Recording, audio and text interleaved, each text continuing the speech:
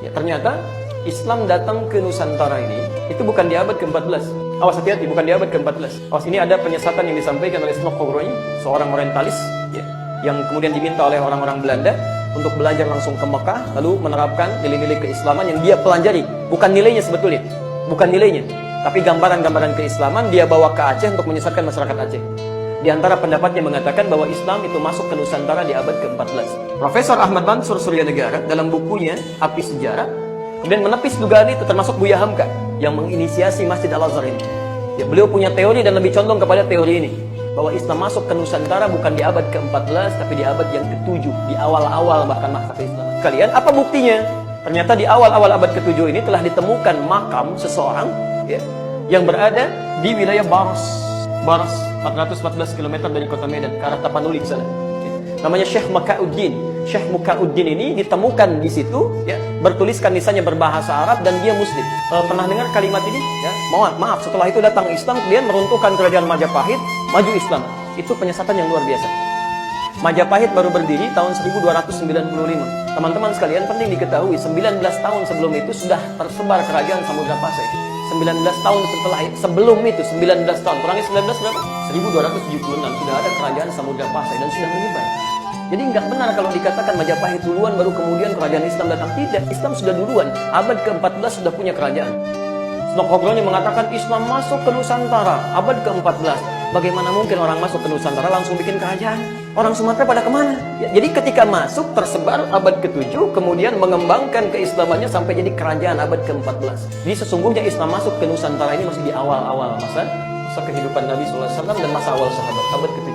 Nah, Islam apa yang dibawa oleh para sahabat ini sampai datang ke Nusantara dan menyebarkan sampai sekarang ada? Ternyata Masya Allah, bukan yang jauh-jauh. Mereka membawa petunjuk Nabi SAW. Mereka ajarkan Quran. Mereka ajarkan petunjuk penjelasan hadisnya. Ketika Islam mulai menyebar, bukan cuma di Sumatera, bahkan ya ada mulai di Jawa, sampai bahkan ke ujung Papua, sampai ada di wilayah disebut dengan Maluku. Maluku itu dari kata muluk asalnya. Muluk dari bahasa Arab. Ya, Malik jamaknya muluk, raja-raja. Karena di sana banyak kerajaan-kerajaan Islam pada waktu itu. Ada Ternate, Tidore, Bacan, macam-macam. Jadi Muslim. Di Maluku itu Muslim semuanya dulu ya. Diutus kemudian ke Nusantara. 9 orang, 9 dalam bahasa Jawa disebut dengan Songo. Yang dekat dengan Allah Subhanahu wa Ta'ala. Rajin ibadah, baik. Ya, para ulama ini. Ya, disebut dengan wali. Al-Awliya At-Tis'ah, wali Songo. Itu asalnya ulama-ulama hebat. Ada sejarahnya. Saya tidak sembarangan menyampaikan ini ya. Saya sampai ke Aceh tuh mengejar ahli nasab. Saya ke Aceh, diskusi dengan ahli nasab, belajar dari beliau. Yang paling menarik teman-teman sekalian, mereka ketika datang membawa manhaj luar biasa. Dibawa diutus dengan 2 bendera. Satu bendera hitam yang melambangkan pada kiswah Ka'bah. Singkatnya 9 orang ini, ada yang berasal dari Palestina, Syekh Aliyuddin, Syekh Hasanuddin. Ada yang berasal dari Mesir, Syekh Ahmad Al-Jumadil Kubra. Beliau nanti bahkan punya 2 anak. Satu orang diajak ke Nusantara, namanya Maulana Ishaq. Ya, satu orang lagi tinggal di Mesir, namanya Syarif Abdullah. Dari Maulana Ishaq ini nanti turun keturunan-keturunan. Keturunannya siapa? Ya, pendiri 2 ormas Islam besar di Indonesia. Kiai Haji Muhammad Hashim bin Asy'ari mendirikan NU tanggal 31 Januari 1926. Kiai Haji Ahmad Dahlan mendirikan Muhammadiyah tanggal 18 November 1912. Itu keturunan Maulana Ishaq. Jadi teman-teman sekalian, yang paling menarik di sini ketika menyebar keislaman, selevel Prabu Siliwangi nanti, Prabu Siliwangi itu punya kekuasaan besar. Kerajaan Hindu dari mulai Banten sampai dengan ke pertengahan Jawa itu, ya, Jawa Tengah. Itu Masya Allah. Jadi begitu beliau inspeksi ke daerahnya, kemudian masuk ke daerah Subang, ya, Karawang, ya, dari daerah Karawang pada saat itu, kemudian menemukan seorang perempuan yang Masya Allah sedang baca Quran, indahnya luar biasa. Muridnya Syekh Hasanuddin, karena baru pulang dari Ummul Qura, maka disebut Syekh Qura. Sampai sekarang di Karawang ada pesantren Al-Qura. Tapi begitu mendengar keindahan kalimatnya, datang melihat nih perempuan luar biasa, auranya bagus, namanya Nyai Subang Larang. Ya. Tiba-tiba dinikahi beliau ini.